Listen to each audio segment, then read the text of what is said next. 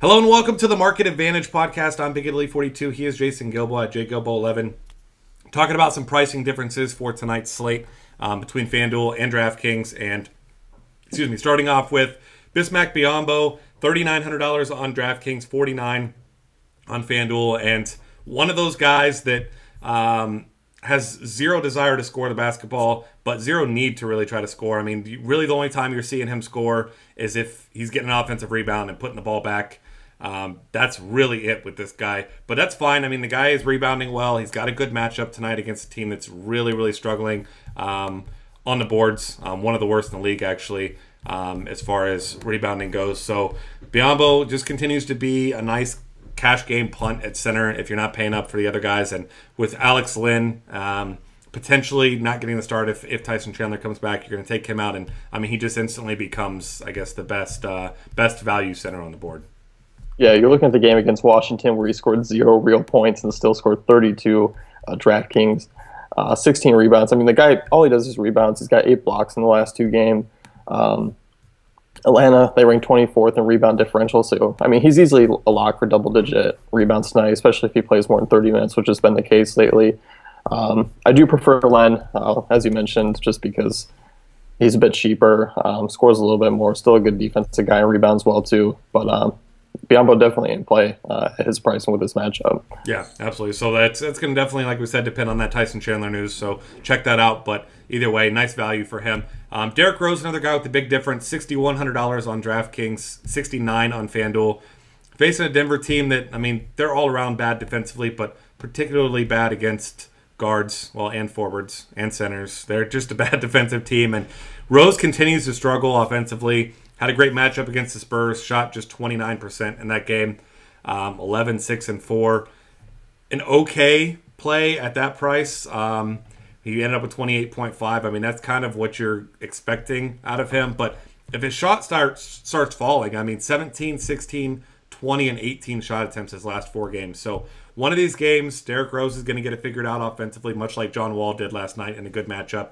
And then when that does, you got a $6,000 or $6,100 DraftKings player that's got 45, 50 point upside if his shot actually falls. So I'm not saying tonight's necessarily the night where he gets it going, but if he could make even 40% on one of these nights, I mean, he's got a decent amount of upside.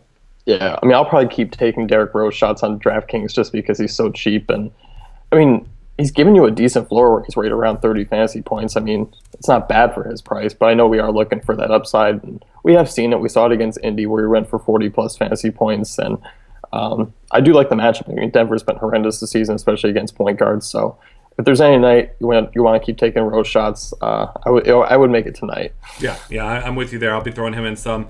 Next up, a guy who has a decent floor recently but hasn't had a big-time game in a couple weeks since a big game against Brooklyn. Dwight Howard, $7,100 on DraftKings, $79 on FanDuel. Facing a New Orleans team that has just been god-awful against centers. And we'll kind of get into this more on the Minutes to Win It podcast, but Clint Capella listed as a center, playing power forward. So he gets Anthony Davis. Dwight Howard gets whoever the Pelicans decide to put in at center. None of them have defended well at all this season. We saw Marc Gasol last night with almost 70 FanDuel points.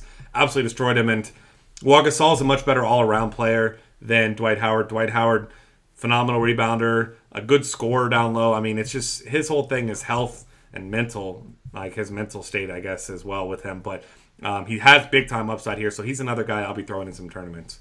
Yeah, definitely a tournament play. I think his offensive ability is good, but I mean, obviously not on the level Gasol is, where he's actually taking shot attempts. I mean, Howard just not an offensive usage guy right now, and maybe tonight he gets it with this matchup, but I still think it's a little risky. Definitely a tournament play though. Yeah, absolutely. And then this next guy, kind of the opposite of that, Isaiah Canaan, $4,400 still on FanDuel, $54 on DraftKings. Not a guy that has monster upside, I guess, relative to his salary on FanDuel. He's got decent upside, but been right between 25 and 30 fantasy points just about every night over the last 6 games. And he's playing 28 to 35 minutes, usually in the 30 to 32 range here. Facing off against a New York team that they're not a bad defensive unit necessarily, but they don't have any very good defenders at the point guard position either. And Canaan continues to start for a team that, it's pretty much Canaan and Robert Covington as the consistent options recently, and then there's everyone else. Kind of Jeremy Grant has his games here and there, and Nerlens Noel. But I mean, Kanaan just makes for a great cash game play once again. Yeah, I definitely agree with you there. I think the matchup's decent. Knicks just really a slow-paced team. They're not really the best offensive team. And Kanaan shooting the ball fairly well. He's hit 4 threes in the last 3 games.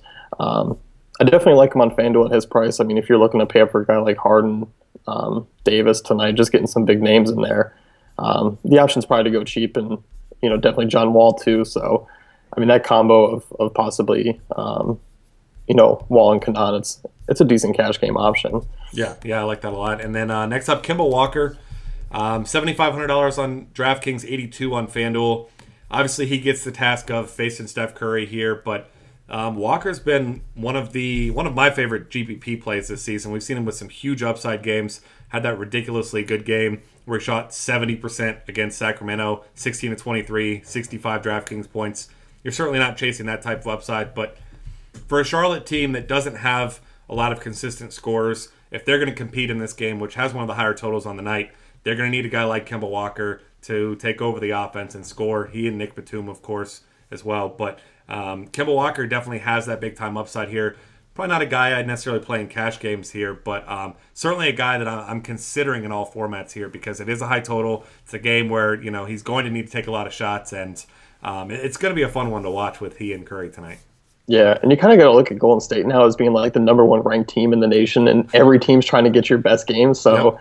I mean, it really could happen where every team's just trying to knock you off, and you're going to get their best, and that's kind of like a narrative for the rest of the season until they lose. Yep. Who can beat Golden State right now? And I do like Kemba, great floor, high ceiling too. So definitely think he's great at his price. Yeah, I'm a big fan there. Next up, Kristaps Porzingis just continues to, be the best rookie, and it was close before. I don't think it's particularly close right now. I mean, he is running away with it.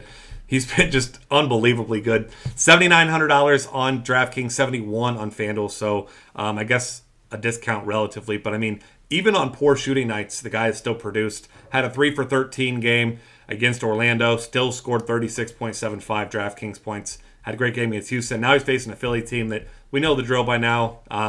They're still a bad team. Even the Lakers couldn't beat them. But New York, like you said, a slower paced team, but that plays perfectly for a guy like Porzingis who blocks shots. He blocks jumpers and 3-pointers. The guy rebounds well. He can score on anyone. This kid is just phenomenal, and just the fact that he's so young is incredible. But I'm going to continue to take that discount on FanDuel, where he's just relative discount, I guess, where he's $7,100. Yeah, I love him on FanDuel. I think DraftKings, you're looking at a tough duo there with Draymond Green, same price. I know we both love Draymond Green, both in great matchups. So if I'm not rostering both, it's going to be a tough decision for Green and Porzingis on DK. Yeah, and then another guy who's a big price difference, but hasn't had very many big games this year, but hasn't really needed to. LaMarcus Aldridge, $7,400 on FanDuel, just $66 on DraftKings, which is a crazy low price for a guy who was, last season with Portland. He was most nights. Are you paying for Aldridge, or are you going to pay a little bit more for Davis, kind of thing? He was one of the better options. Obviously now new role, but last game 21-12 against Chicago. Now facing a Milwaukee team that arguably the worst team defense in all of the NBA. They've got length, like you and I were talking about. They're a team that's got length, and they do well against jump shooting teams, like you were pointing out yesterday, but not so well against teams that attack the basket, and the Spurs can kind of do whatever they feel like doing. So Aldridge down low, facing off against whoever gets the minutes at power forward. It's hard to say on a nightly basis with the Bucks, but it's a really good matchup for him. So I'm loving him on DK tonight. Yeah, 6,600. That's just, it just seems like an easy double-double at this point. And, he definitely has upside, but we'll sit in that mid-35 fantasy point range on when he gets going. So, for 6,600, is a good cash game play. Not sure if he gives you the upside, though, that you're looking for in tournaments. Yeah, exactly. Next up, Robert Covington, whatever you want to call him.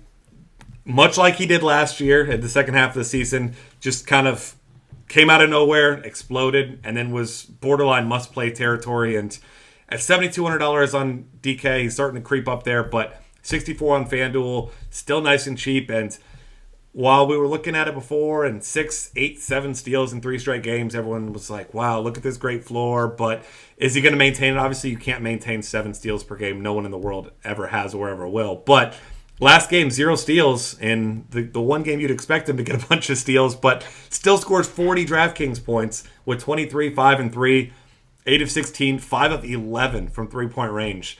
So, I mean, this guy is doing it all. And I mean, if you're not playing Robert Covington in your cash games, especially on FanDuel, I want your head-to-heads because I cannot not play Robert Covington how he's playing right now.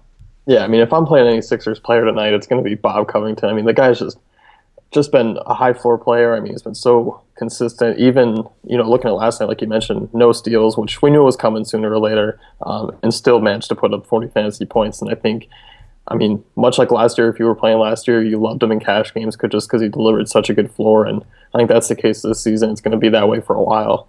Yeah, absolutely. I mean, he's the best player on the Sixers right now. And I mean, I don't want to say it's not close. There's other guys who have potential, but I mean, as far as minutes and actual production, I mean, he's easily the top player right now. Yeah. Best fighter, though, is Okafor for sure. I mean, that's... Yeah, I did hear there was a second fight, and I haven't seen the footage. So far, he looks like a good fighter, but I mean...